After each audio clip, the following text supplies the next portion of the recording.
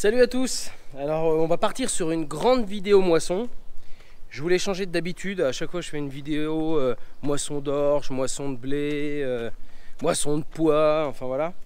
Et en fait ce que je vais faire cette fois-ci, c'est que vous allez vivre tout simplement la moisson dans sa totalité, avec tout ce qui se passe autour, le déchômage, les réparations, j'espère qu'il n'y en aura pas, la livraison. On va faire un tour de tout pendant cette saison de moisson. Donc je vais sûrement la faire en plusieurs épisodes, parce qu'évidemment c'est long, hein. On a de l'orge d'hiver, du colza, du pois d'hiver, du pois de printemps, du blé. Vous voyez, il y a pas mal de choses en fait, et évidemment, tout mettre dans une seule et même vidéo de 25 à 30 minutes, c'est compliqué. Donc là en fait, je m'en vais direction les colzas. Vous allez comprendre pourquoi. On n'a toujours pas attaqué les orges, tout simplement parce que j'ai pris 123 mm d'eau. Et la seule journée où j'aurais pu faucher, il faisait 45 et je suis dans la pièce des grès, la pièce où il y a beaucoup de cailloux. Et j'ai eu peur de mettre le feu tout simplement. Donc je suis resté tranquille et puis je l'ai payé évidemment parce que je ne peux plus passer dans les champs. Là on va aller faire un tour côté colza. Parce que bien sûr 123 mm dans des sols drainés, humides, c'est compliqué et ça sèche beaucoup moins bien. Enfin tout ce qui est culture à paille sèche beaucoup moins bien que des cultures comme le colza. Donc je vais aller voir dans le champ de colza, voir si ça serait mûr. Et on va essayer de voir avec Sébastien si on met la rallonge à colza pour pouvoir faucher les colzas. On en a pour 3-4 jours parce qu'on a une cinquantaine d'hectares. Et on laisse l'orge de côté. Ou est-ce qu'on attend une journée de plus pour faucher les orges, sachant que je pense qu'on va s'embourber, hein, ça va être compliqué. Mais quoi qu'il en soit, on les aura fauchés. C'est un peu le dilemme parce qu'on a quand même une belle culture de colza. Et j'ai pas envie de la louper. En plus il annonce de l'eau dans 4 jours. C'est toujours le dilemme en ce moment. Le climat depuis 2016 a beaucoup changé. On en a subi les conséquences l'année dernière. Et je voudrais pas recommencer cette année. Donc c'est un peu compliqué. Donc je vais aller voir les colzas. Et je crois aussi que mon voisin, avec sa petite Someka, a commencé justement dans les colzas. Donc je vais voir si c'est bon pour lui, le taux d'humidité. Puis peut-être qu'on installera directement la bécane avec la coupe à colza. Je vous dis ça dans quelques instants. Bon là vous pouvez voir dans les passages de roue c'est vachement humide. Et on y voit bien les traces d'animaux. C'est le plaisir des terres de Brenne, voyez-vous. Bon, qu'est-ce que ça nous donne ce colza? Il est plutôt joli, hein.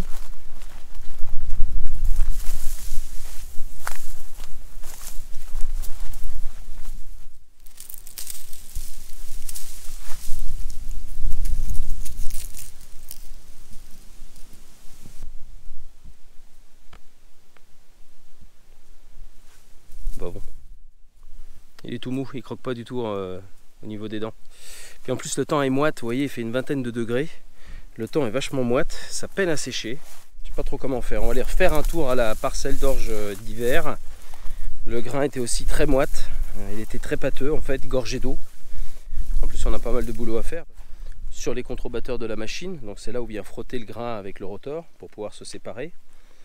Il y a des plaques débarbage. Donc il faut les enlever, il faut installer la coupe à colza, une rallonge. En fait la coupe est beaucoup plus longue, ce qui permet au colza de pouvoir tomber dans la coupe et d'éviter d'égrener tout simplement la silique, donc la coque est autour du colza qui la protège, éviter justement que ce grain vienne tomber par terre et tombe directement dans la coupe. Coupe à colza à côté des maïs pour vous montrer ce que c'est. Donc voilà la rallonge. En fait, elle vient se pluguer tout simplement sur la coupe de la moissonneuse. Et vous voyez, ça la rallonge d'au moins 50 cm à 60 cm. Voilà, elle a une scie centrale évidemment hein, pour couper. Et aussi une de chaque côté. Ça évite au grain tout simplement de s'éclater, que les siliques s'éclatent. Donc c'est plutôt pas mal. On avait déjà ça sur la 1680, c'était bien. Ensuite on a eu une Lexion 570 parce qu'on avait 180 hectares de plus à l'époque, mon père gérait une autre exploitation.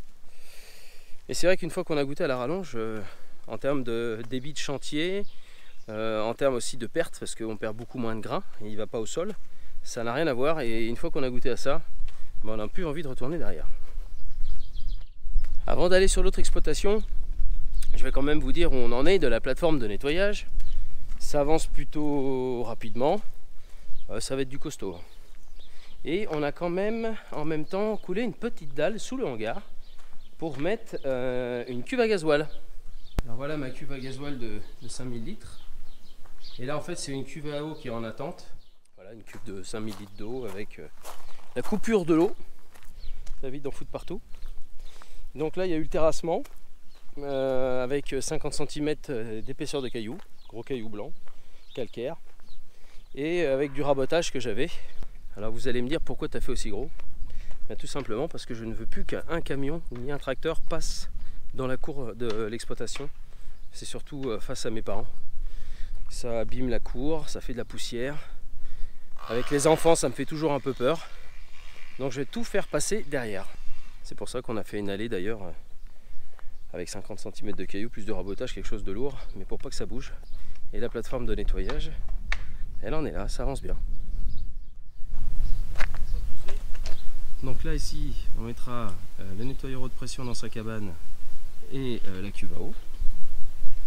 Donc elle fait 15 mètres sur 10 de large. Donc voilà, avec toutes les bêches là sur le côté. Et ici,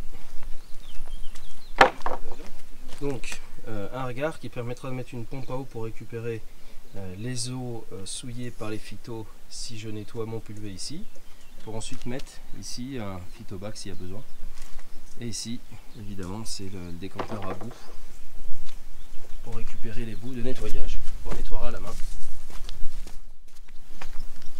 Et ici, on retrouvera le déshuileur, tout simplement. Donc ça avance. Ça avance, mais disons, il y a des toupies de béton. Je passe du tout au rien, moi. C'est-à-dire qu'avant, on était dans la boue, à nettoyer le matériel, enfin, grand n'importe quoi, avec une plateforme. Alors elle est assez large et grande pour la simple et bonne raison que je veux mettre un tracteur et une remorque dessus, ou tout simplement la coupe de la Mosbat en largeur, ou les déchaumeurs quand il est déplié pour pouvoir bien le nettoyer et éviter que ça dégueule partout. Et à ce niveau-là, tout le long là, jusqu'à là-bas, et ben je vais mettre une haie, une bouchure comme on dit chez nous. Voilà, plein de petits projets qui commencent à avancer.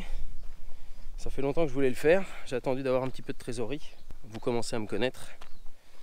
Le matériel neuf, c'est moi mon dada.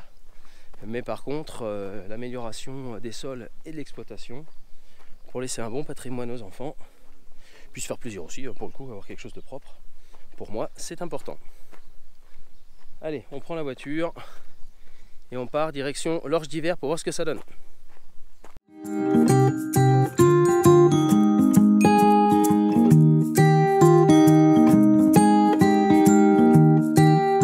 Bon, je vois que mon voisin a mis un coup de nez avec la machine, donc ce que je vais faire, c'est que je vais l'appeler, savoir un petit peu ce que ça donne, mais bon, on y a regardé tout à l'heure, ça croque pas sous la dent. Alors après, le colza c'est pas comme du blé, hein, mais il y a beaucoup plus de neuf d'humidité, parce qu'on a des normes à dépasser, à ne pas dépasser justement, et la norme c'est 9, sachant que je voudrais en stocker un petit peu. Donc si je veux le garder en cellule et qu'il ne chauffe pas, il faut vraiment que je le fauche sec.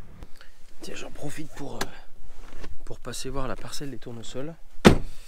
Alors eux par contre 123 mm ça leur a plu, hein. On voit le bouton là qui commence à venir.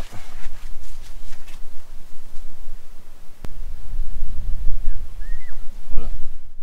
Bon, si on n'a pas de grêle d'ici là et pas trop de coups de chaud au mois d'août, il y a une belle implantation. Donc j'espère que ça va continuer ainsi.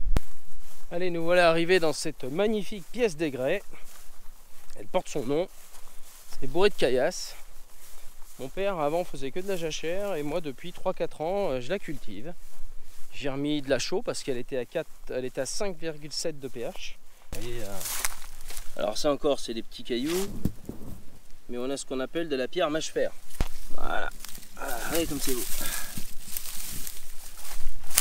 Et on arrive à faire pousser un peu d'orge quand même dedans. Donc c'est pas encore catastrophique, hein. On peut s'apercevoir que bon, elle a la tête bien basse. Voilà, donc ça c'est de la maltaise, c'est de l'orge fourragère. Ah, toute molle. Si ça voulait sécher une bonne journée là, on arriverait à y faire quelque chose. Donc on va finir de préparer les cellules et puis on essaiera de mettre un coup de nez demain Bon, il y en a 14 hectares, hein, il n'y en a pas tant que ça non plus. Bon, ce qui m'inquiète dans cette parcelle, c'est il y a des fonds. Bon, elle est drainée, mais c'est un vieux drainage qui marche pas très bien. Et j'ai peur qu'on s'embourbe avec la bécane. Les bennes vont bien rester sur le bord du champ, ça c'est clair. Alors en plus là on ne broie pas la paille, je vais la garder pour un collègue agriculteur. Parce que quand je fais des colzas, je ne garde pas la paille. Tout simplement parce que ça fait un couvert végétal un peu trop important quand on la broie. Et évidemment, pour dégrader cette paille, les micro-organismes ont besoin d'azote. Et je me retrouve souvent un peu ennuyé. J'ai eu un test l'année dernière sur 3 parcelles de colza. Il y en a une où j'ai laissé la paille parce qu'on ne pensait pas faire du colza. Et elle a mis vraiment beaucoup de temps à partir. Déjà par l'épaisseur de paille. On a eu un peu plus de limaces parce qu'il y a eu un couvert végétal. Il aurait fallu la booster avec un peu d'azote. Je ne l'ai pas fait. Voilà, c'est pour ça que je fais récupérer la paille. Un éleveur en bénéficie, ça c'est top. Je vais mettre en plus du miat parce que quand j'exporte la paille, je mets du miat. Tout au fond, vous voyez le miat. C'est un mélange de boue et de débris végétaux. Donc comme ça m'apporte de la matière organique parce que je suis pauvre en matière organique. C'est pour ça que je ne l'exporte plus, hein, à part là où je remets du miat derrière. Faut savoir aussi que je mettais du fumier. En fait, on échangeait avec mon collègue la paille contre du fumier. Mais il y a toujours de la paille qui part pour cet éleveur dans la Creuse. Et en échange, voilà, il me remet un peu de fumier. Et aussi, je mets du miat. Comme ça, je m'y retrouve. Et tout le monde s'y retrouve. Et c'est super.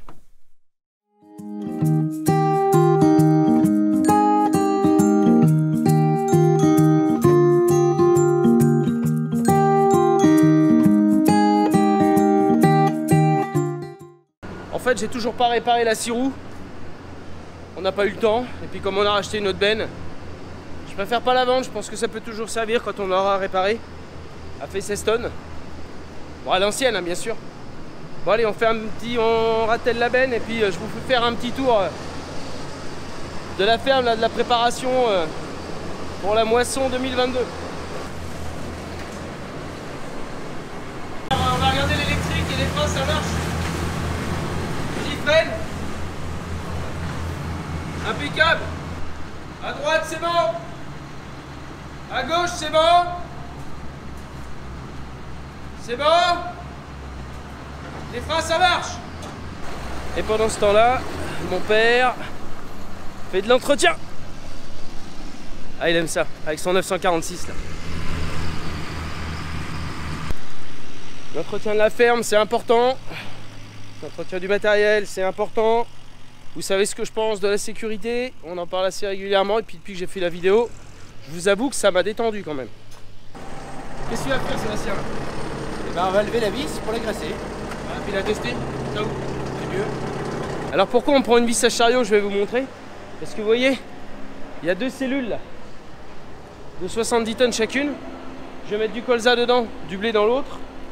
Et j'ai une grille à jet aussi, qui fait à peu près le même tonnage, qu'on va mettre ici. Et là on va y mettre du blé. C'est pour ça qu'on a besoin de la vis à chariot. Voilà. On va la graisser, voir si elle fonctionne. Il faut faire très attention. Voilà, le crochet, il faut le prendre comme ça et faire attention quand on tourne, parce qu'on peut le plier. Oula. C'est quoi ce bruit? C'est des courroies. Alors attends, on va regarder. Tu veux pas ouvrir la trappe s'il te plaît, Sam?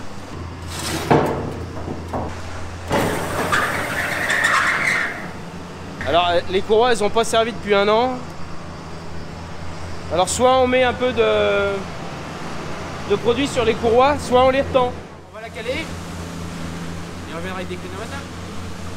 Alors la mosbat est prête, on n'a plus qu'à y mettre la coupe. Elle sera prête pour demain. Le déchômeur est prêt aussi. Comme ça, dès que on va attendre une journée ou deux, nous on aime bien que, après avoir fauché, attendre 2-3 jours que la paille retombe bien dans les tuiles. Et puis on déchaume direct. Donc voilà. Je me disais bien que j'entendais les machines de mon voisin. Là il est sur à peu près 10 d'humidité. Il a des colzas un peu plus près de Cos que les miens. Mais vous voyez, ça fume devant. Et là la poussière, c'est agréable. Oh,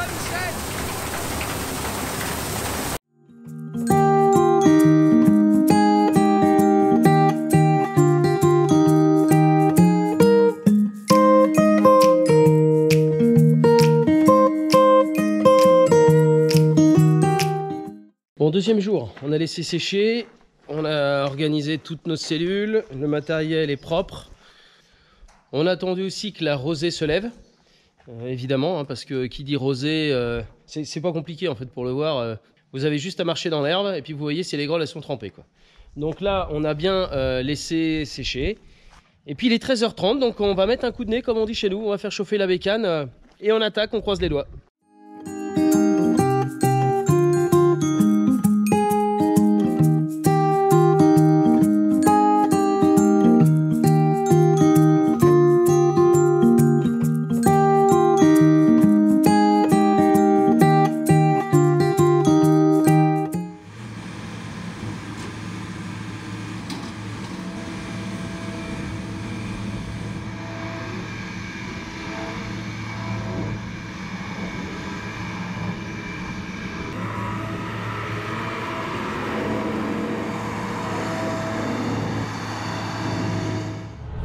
Allez, c'est parti, on va tester tout ça.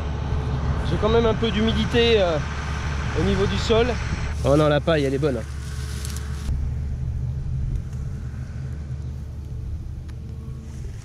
On va le faire. J'aime bien souvent Seb, il démarre dans la bécane. Et moi je me mets tout autour pour voir s'il y a de la perte, pour voir si les réglages sont bons. Et voilà, bravo. Alors je vous explique, la bécane en règle générale, il faut la mettre dans les watts. Il a calé. Voilà, c'est mieux.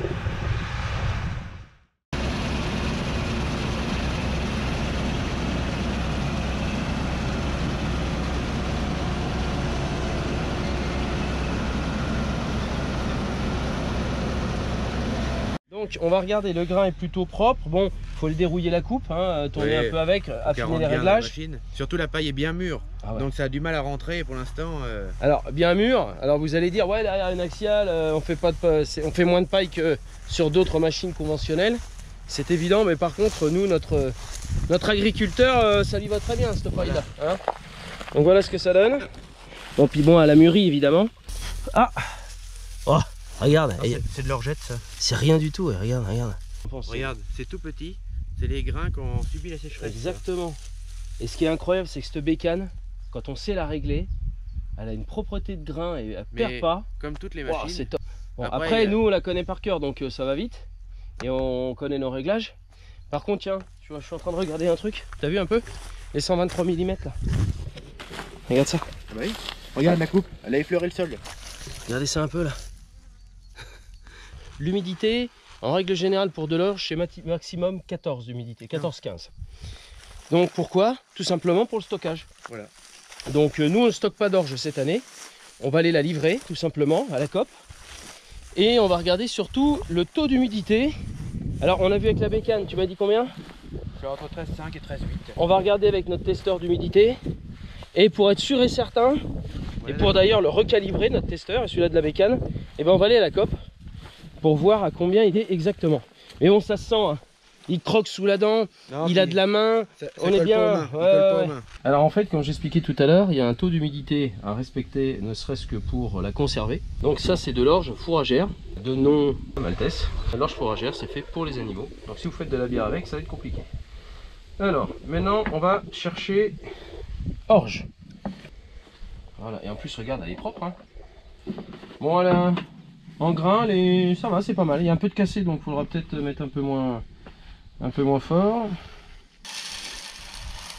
Voilà.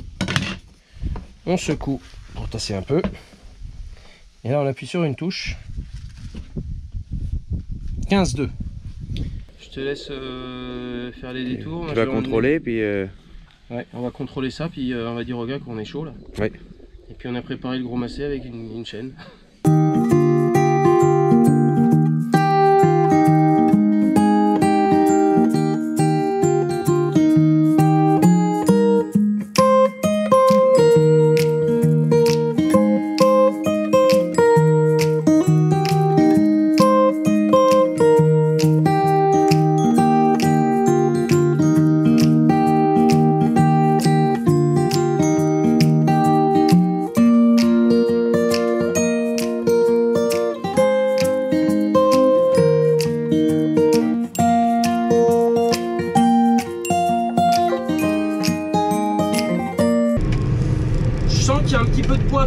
ça m'emmène. Je commence à avoir l'habitude avec les tracteurs.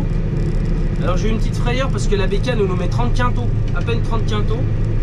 Et en fait, je demande à Seb combien il voit sur la machine, sachant que j'en ai normalement, allez, 10 tonnes en orge parce que c'est plus léger que du blé. Et ça annonçait 4,7 tonnes de fait déjà. Donc je suis soulagé, je me voyais pas faire 30 quintaux. Après bon, c'est des sols vachement séchants, là où je suis là-bas. Mais bon, faut chier quand même quoi. Ça me remonte un peu le moral, là, je vous avoue que ça me détend là. Cette benne là, elle n'a pas d'essieu suiveur. Et depuis que j'ai goûté à ça là, avec l'autre machine, c'est quand même le jour et la nuit. Je peux vous dire que les pneus à l'arrière, quand tu tournes chargé, ça tire. Quand on n'a pas l'essieu suiveur, bien sûr. Quand vous commencez par l'orge, il n'y a rien de pire. Ça vous gratte et tout, c'est l'enfer. Le blé, colza, ça va. Les pois, ça va. L'avoine, l'avoine aussi, c'est pour bon. Quand vous soufflez la machine, vous soufflez les tracteurs à la sortie de l'orge ou de l'avoine. Moi, j'ai un masque avec une aération qui se fait dedans. Il y a une batterie dedans et comme ça permet d'avoir le masque aéré pour éviter d'avoir chaud et de s'étouffer. Bon allez, verdict. On a pesé le tracteur et la remorque à plein. J'ai été vidé et maintenant on va faire la différence. Donc on va le peser à vide. Et donc si vous faites la soustraction, ça va vous donner le poids de la bête. Bon, le coup près est tombé. J'ai un PS qui est de 58, donc un poids spécifique, la norme est à 62. Ouais, elle a pris un sacré coup de chaud. Donc voilà, en plus il y a eu la pluie, ça ressèche derrière, ça fait perdre un petit peu, mais voilà, c'est pas ce qui est le plus catastrophique. Le plus catastrophique, c'est le coup de chaud qu'elle a pris au mois de mai pendant qu'elle se remplissait. C'est dommage, il y a une bonne densité de pied. Elle était jolie quoi, jusqu'au mois de mai. Pour vous dire qu'elle est légère, j'ai à tout casser un peu plus de 9 tonnes dans la benne. En blé, on peut mettre plus de 12 tonnes. Donc non, ce ne sera pas la récolte du siècle. Et puis ce qui m'ennuie aussi beaucoup, bon, on arrive à faire propre. Alors, il y a quand même une chose, c'est qu'on a fait ce qu'on appelle les chintes, les tours de champ. C'est souvent le moins bon. Là j'ai un petit peu d'impureté, je suis à 0,7, 0,8. L'impureté, c'est tout ce qui n'est pas en fait graine, tout simplement. C'est vous avez des balles, des petits morceaux de paille, vous pouvez avoir des petites graines de régras parce qu'on en a là, voilà. Ça c'est ce qu'on appelle l'impureté. Alors c'est évident qu'il faut l'enlever parce que quand vous avez une benne qui fait 10 tonnes, et ben dedans si vous avez 0,7 d'impureté, je vous laisse faire le calcul. Donc ça il ne le paye pas évidemment, parce qu'il le trie après avant de l'envoyer en orge fourragère pour les animaux. Quoi qu'il en soit, ça va pas être une année de fou, au moins pour les orges. Les blés, à mon avis, ça va être à peu près pareil. On verra ça dans quelques jours. Je croise les doigts pour les colzas, qui ont l'air plutôt jolis. Et puis alors, les pois de printemps, ça va à peu près. Mais alors, les pois d'hiver, moi, je refais tout ça. Catastrophique. Je pense qu'on va vraiment galérer. Ils sont couchés, ils sont même pas à maturité, ils sont en train de pourrir. C'est l'enfer.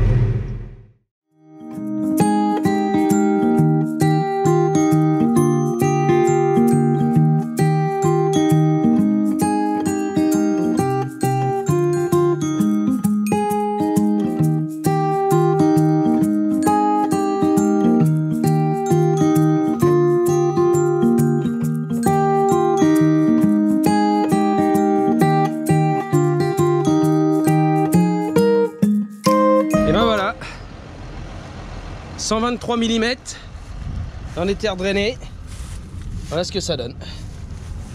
Alors évidemment la benne elle est pleine, pourtant ça avait l'air de porter. On va tirer tranquille parce que j'ai vraiment peur qu'elle se retourne. Elle est en pente et en plus elle est là où c'est le plus humide, au bas. Je vais enlever le pont. Attends Seb. On va se mettre en toute petite vitesse. J'espère qu'elle va pas béner. Quand tu veux mon Seb. Oh là là. Messieurs, il frotte dans la terre. Ah. Oh là là là là là là là là là. La terre elle s'accumule devant la roue là. Je ne tourne même plus.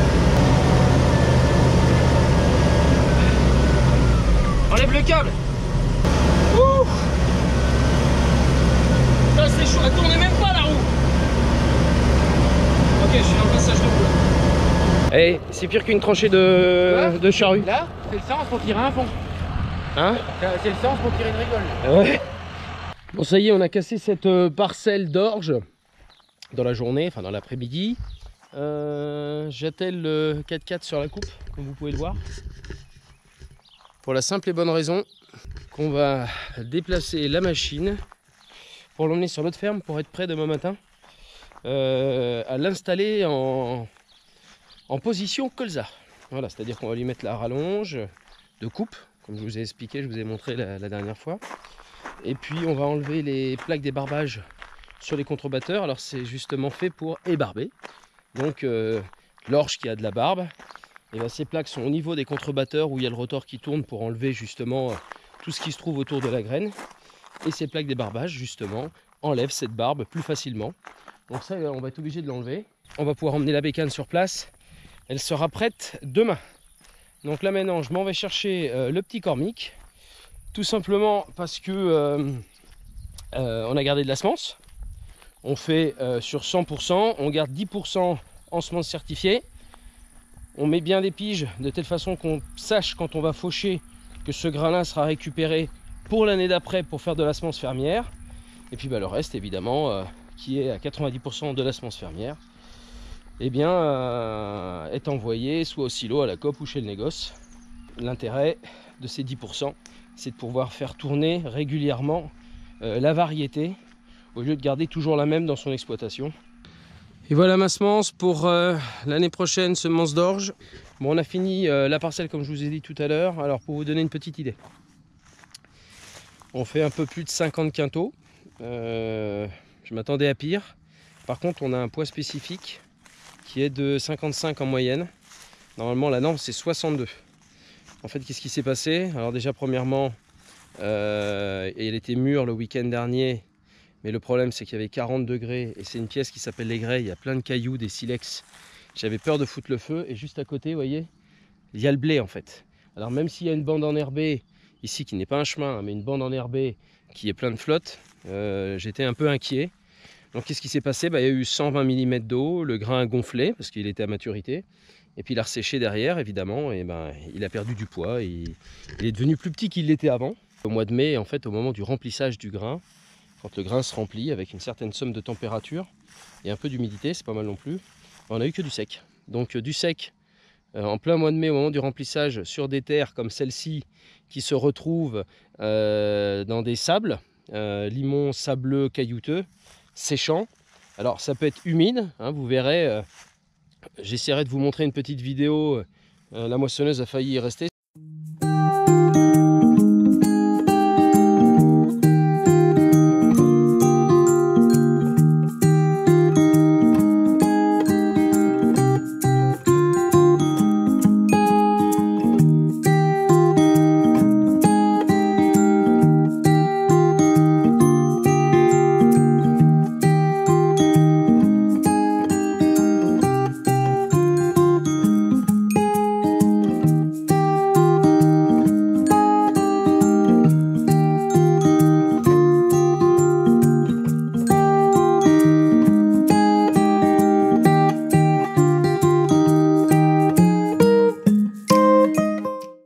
Donc il faut savoir que cette parcelle de toute façon on va la faire sécher, on va la décompacter. Quand je fais des colzas, parce que la prochaine culture ce sera des colzas, on décompacte tout pour que le pivot puisse descendre le plus rapidement possible et surtout que l'eau puisse aller au drain. Le problème de cette parcelle là, c'est que le drainage a été fait il y a plus de 40 ans et croyez-moi, c'était pas les lasers à l'époque, hein, c'était la réglette et c'est pas tout le temps bon.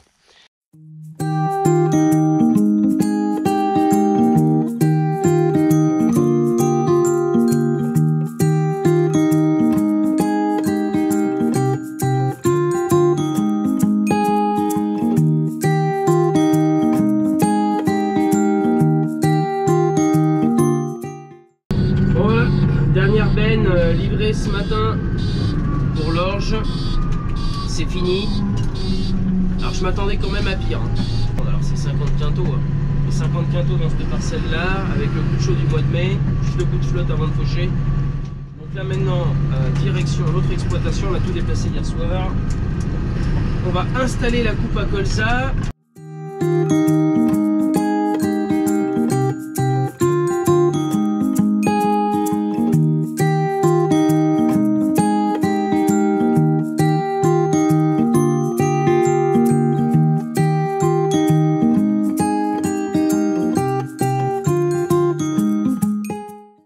Alors pour les néophytes, on va vous expliquer comment on organise le montage de la coupe à colza et surtout tous les différents réglages et les aménagements qu'on a fait sur la machine. Alors là vous voyez, donc on enlève toutes les tôles qui sont là, donc la tôle de protection, les petites tôles aussi qui permettent au grain de ne pas sortir derrière parce que sinon on ne peut pas mettre la coupe à colza. En fait on va l'enquiller, vous allez voir tout simplement comme ça.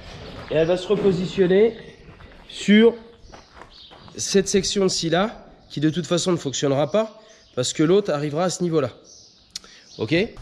Ensuite quelques petits changements aussi à l'intérieur de cette carcasse. En fait vous avez le rotor avec des grilles dessous où vient frotter justement ce rotor qui tourne plus ou moins vite selon la culture et vient séparer le grain de l'épi tout simplement. Et donc on avait, je sais pas Seb si tu as la planche débarbage. C'est pas une plaque débarbage exactement, c'est des petites barrettes comme ça, voyez, qui viennent se positionner sur le contrebatteur. Donc le contrebatteur qui se trouve juste sous le rotor. Et en fait, la barbe qui se trouve sur l'épi vient s'éclater et en fait vient s'enlever plus facilement que s'il n'y en avait pas, tout simplement. Donc ça c'est enlevé. On va aussi repositionner le contre-couteau. C'est-à-dire que vous avez un broyeur sur cette machine à l'arrière qu'on appelle broyeur tire-paille. Donc et d'une, il aide à extirper toute la matière type paille, etc. Bout d'épi, enfin tout ce qui est hors grain, on va dire. Et donc on a une vitesse qui se règle par ici, donc on va la mettre en haute vitesse parce que pour le colza, il faut vraiment que ça broie. Et en même temps, on va régler le contrebatteur qui n'est pas encore réglé là, justement, parce que le fait de le remonter comme ça fait que les couteaux vont rentrer dans d'autres couteaux. Donc ça va vraiment se serrer, ce qui fait que ça va broyer beaucoup plus fin. Et pour le colza, c'est important. Et on en profitera aussi pour mettre les éparpilleurs qui sont là déjà. Donc j'avais fait une petite commande aux États-Unis pour avoir des push-pull. Avant on avait une goupille, c'était un peu le bordel.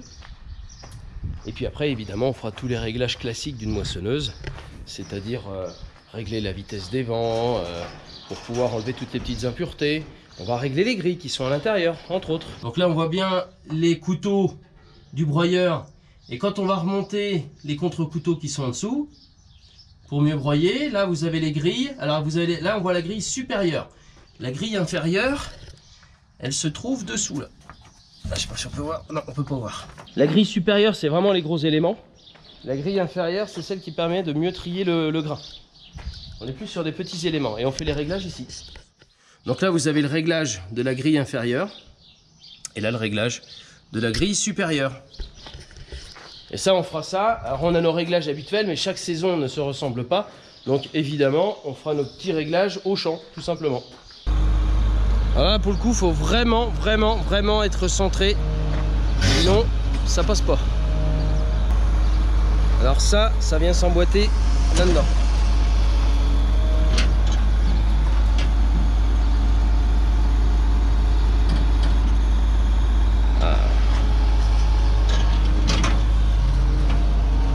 Bon alors Sébastien, t'es pas réveillé?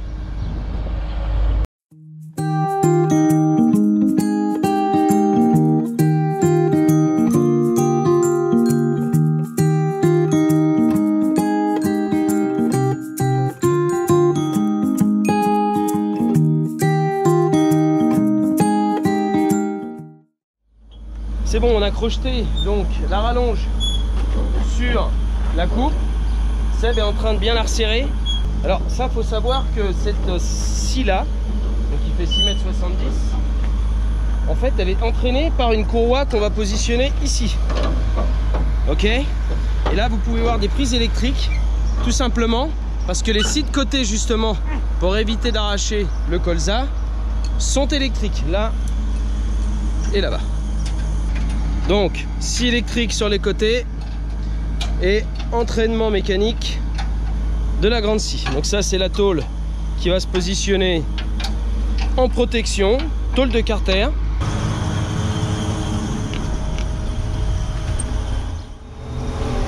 Oh là là, faut qu'on règle la vitesse, hein. Alors, tac et tac.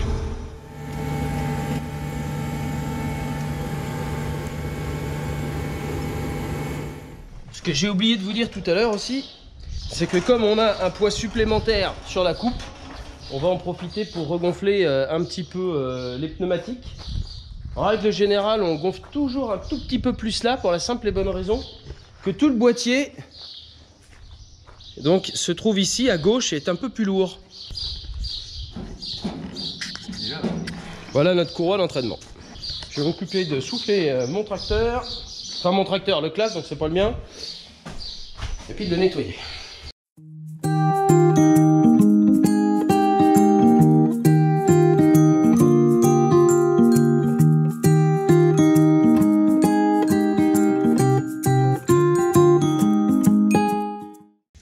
Bon, évidemment c'est temporaire, comme ils sont en train de faire la plateforme de nettoyage, on a mis le nettoyeur haute pression dans un autre endroit. Donc on y met une petite bâche. Normalement d'ici 3 semaines, le temps que tout sèche bien, que le dallage soit bien séché, on pourra ensuite remettre la cabane, la cuve à eau de l'autre côté. Ça va être nickel, j'attends ça avec impatience.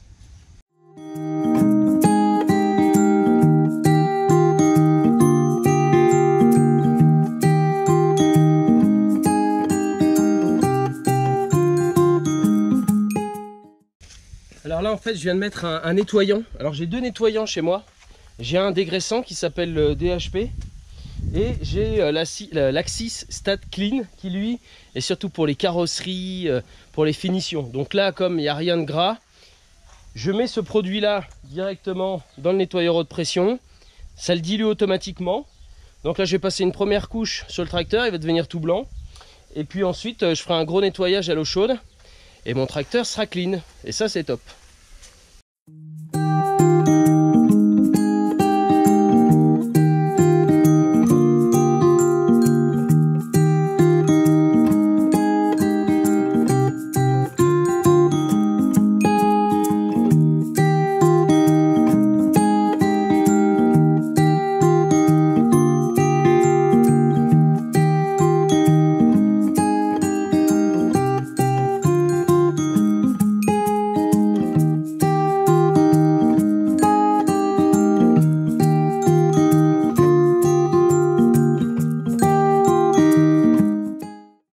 Bon, on commence juste à attaquer les colzas. On est un peu en galère de réglage. On va dérouiller un peu la rallonge aussi de la coupe. Alors on n'a pas de perte, hein, quasi pas de perte, mais on a beaucoup de silique. Alors la silique c'est quoi? C'est tout simplement cette coque là que vous retrouvez ici, en fait, qui protège le grain. Et on en retrouve beaucoup. Alors on a différents réglages sur la moissonneuse pour pouvoir enlever cette silique. Vous avez les grilles, vous avez la vitesse du rotor, le serrage du contrebatteur, cette grille qui presse en fait la matière qui arrive, donc on appelle le contrebatteur. On a plein de réglages, il faut trouver le bon. C'est pas les mêmes qu'il y a 3 ans. C'est un peu galère, mais on va y arriver. Alors le grain est plutôt joli, mais vous voyez, hein, qu'est-ce qu'il est sale. Pourtant c'est une machine qui fait propre, hein. Allez, on va essayer de passer un petit peu de temps là-dessus. Bon, après ça c'est vert, donc c'est normal que ça, c'est le bordel à s'éclater. Donc là on va mettre un peu plus de vent parce que les siliques sont bien vides, hein. On va mettre du vent, refermer un peu les grilles. Bon allez, on va regarder l'humidité.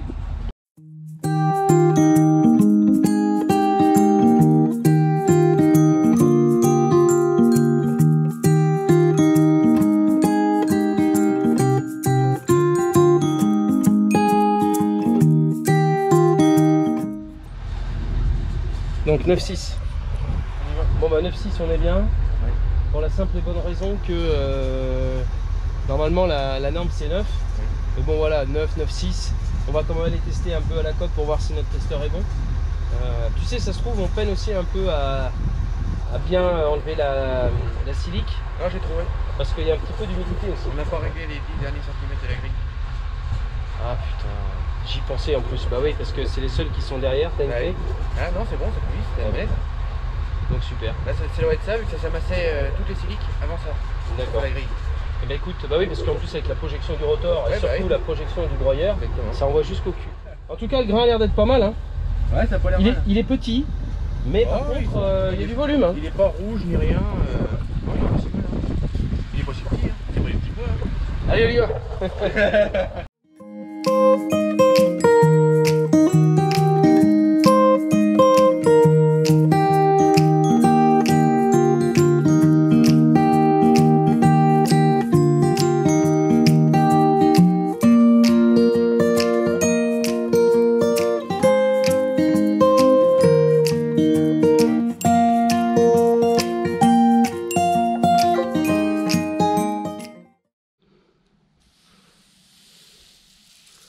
Voilà notre colza. Alors qu'est-ce qu'on fait avec du colza? On fait de l'huile de colza. Et les déchets, lorsqu'on presse en fait ce colza pour faire de l'huile, on obtient en déchets du tourteau. Bon, on vient de commencer. Je vais remplacer Seb, j'ai mangé. Nous on tourne, surtout que pour le colza, c'est toujours plus calme que pour le blé ou l'orge. C'est normal, hein, on met un peu plus de temps à remplir la trémie de la moissonneuse batteuse. Alors c'est plutôt pas mal parce que je ne sais pas si vous pouvez voir, voilà, on a cette grande pièce des Chassignols. Normalement on fait un aller-retour. Lorsqu'on fait un aller-retour, ça fait environ 30 quintaux. On s'est arrêté à plus de 200 mètres. Ça sent bon. Alors on va essayer de tourner très tard ce soir parce qu'ils annoncent de l'eau demain, environ 20 mm. Donc après le colza ça sèche vite. J'ai juste peur que la silique qui a pris de l'eau, avec un coup de soleil derrière, sèche encore plus vite et s'éclate juste par le vent, ou ne serait-ce que les rabatteurs, même si on les met très peu, les rabatteurs, vous savez, c'est les griffes qui tournent dans la coupe pour aider justement toute la matière à rentrer au fond de cette coupe et de rentrer dans le convoyeur, donc dans la machine. Bon, je suis quand même content, il n'y a pas trop de rouge. Alors, quand le grain est rouge, on devrait en voir un petit là, c'est qu'il a été malade. Donc il est plutôt beau. Il y a de la bille, donc c'est intéressant. Alors ce qu'on va faire, je voudrais aussi voir le poids spécifique. Alors pour le colza, aucune importance, ça change rien. Mais par contre, ça donne quand même une idée à peu près du rendement qu'on va faire aussi. Parce que plus le grain est lourd, évidemment, plus il va peser dans la balance. Donc là, je vais reprendre la bécane, Seb va manger. Et derrière, il ira faire un tour chez le négoce ou la COP pour voir ce que donne ce poids spécifique.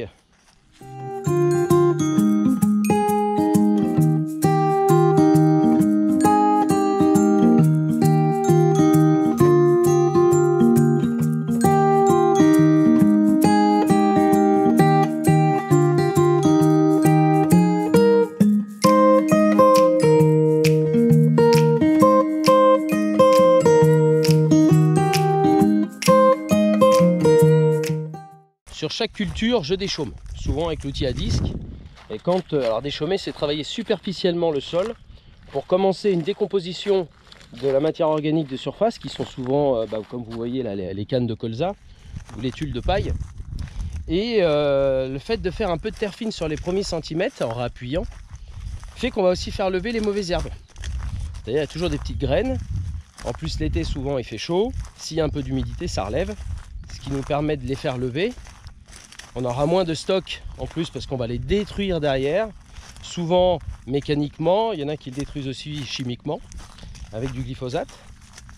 Et là souvent pour le colza, ce que je fais, j'attends toujours 2 semaines environ, parce que comme vous pouvez voir, on a gros de silique et de matière organique par le broyeur de la moissonneuse qui sont tombés au sol. Donc ça fait une petite couverture végétale, ce qui permet de faire lever surtout les petites graines de colza qu'on réussit à sortir de la moissonneuse et qui ne sont pas rentrées dans notre émis.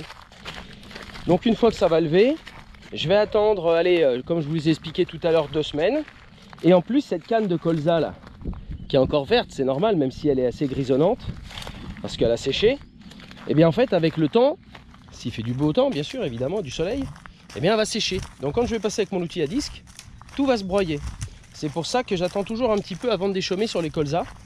Et pour les blés, en règle générale, ou les céréales, j'attends 2-3 jours pour que la paille qui a été broyée vienne se poser au sol parce qu'elle est souvent verte et elle est posée sur les tuiles. Donc je laisse un peu se réappuyer tout ça et après je déchaume.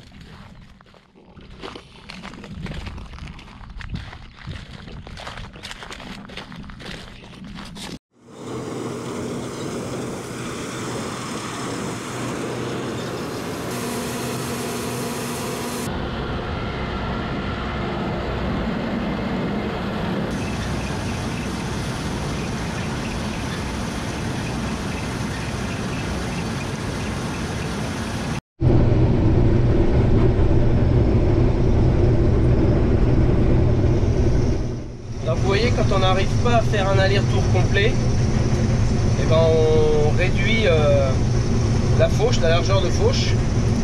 Et en règle générale, croyez-moi, c'est que c'est une bonne nouvelle. Voilà pourquoi je ne prends pas pleine coupe. Sinon, je ne fais pas l'aller-retour.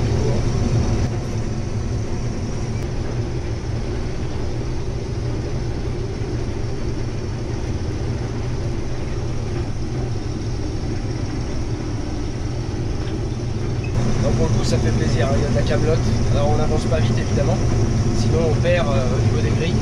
C'est-à-dire qu'il y a tellement de matière qui arrive sur les grilles de séparation du grain que en fait il y a une grosse partie du grain qui part au cul de la machine et qu'on retrouve sur le sol. Donc tant pis, on réduit un peu sa vitesse. Hein. Ça aussi c'est pas une mauvaise nouvelle. Il faut savoir être patient et faire des heures. Bon, qu'est-ce que t'en penses du chantier? Eh ben écoute, ça fait du bien au moral hein. Dans cette parcelle là on a deux variétés. Donc tu sais qu'on a fait nos petits tests comme ça, on a Feliciano et Amplitude. Amplitude. Donc là de toute façon on voit bien la couleur, je pense qu'on le verra avec le drone. On voit bien la différence de couleur selon la variété. Ah oui. Et pour le moment je peux pas te dire parce que notre capteur de rendement ne fonctionne plus. Et toi Sébastien, qu'est-ce que t'en penses? Ça paraît pas trop mal hein. 5 à 14. Avec 50 cadeaux dans les terres qu'on a eu, c'est bien miraculeux. On n'a pas les terres faciles, mais bon, faut se dire que on a perdu du rendement dans l'orge, et surtout sur les chintes. C'est les bords de champ, Le tour du champ. les fourrières.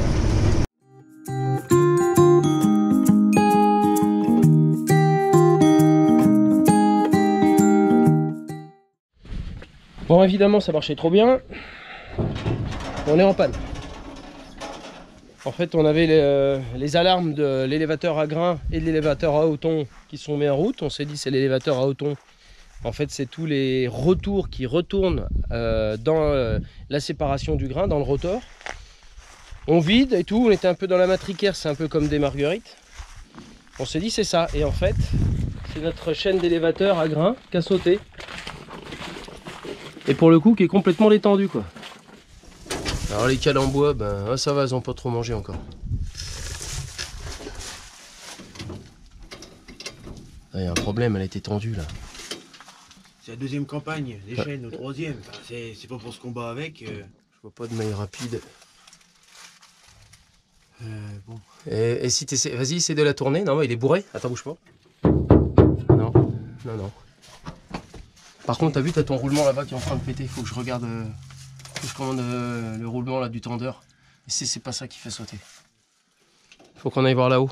Tu vas essayer de remonter à la machine et au ralenti la remettre en route. Je vais voir si l'élévateur il repart. T'as vu, regarde. Je te montre juste un truc. On a bourré jusqu'à là. Oui, bah oui. Jusqu'au marchepied. Bon bah voilà, ça marchait trop bien.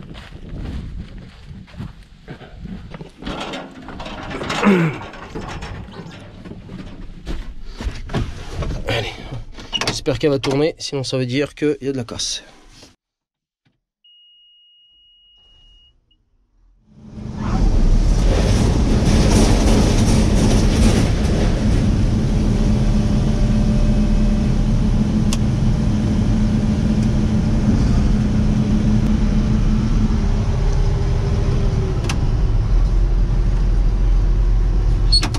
Je vois la vis à grain qui tombe pas bien en haut. J'espère que c'est pas un roulement qui a sauté. La vis à grain là, elle tombe pas rond là-haut. C'est la chaîne qui s'allonge. Impossible. Bah, on va regarder l'état des terres à grain. Ça va monter du colza quand t'as mis en haut. Oui, bah oui. Bon. Allez, Ah non, la chaîne est tendue. Hein. la chaîne est tendue. Bon, c'est déjà une bonne nouvelle. Donc ça vient de la tension de... Ok, bah... T'as de quoi, on a de quoi démonter? Faut bien qu'on trouve la manière rapide. Bon allez, on essaie de réparer ça mon petit Seb. Une chaîne détendue. Faut qu'on aille voir là-haut quand même, hein, si ça avait été bloqué là-haut la dernière fois.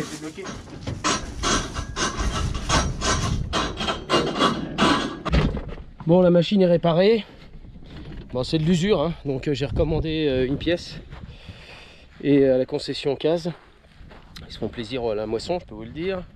Donc en fait, c'est une tige qui permet de faire la tension de la chaîne, une chaîne normale, qui fait justement que ça entraîne la chaîne d'élévateur à grain.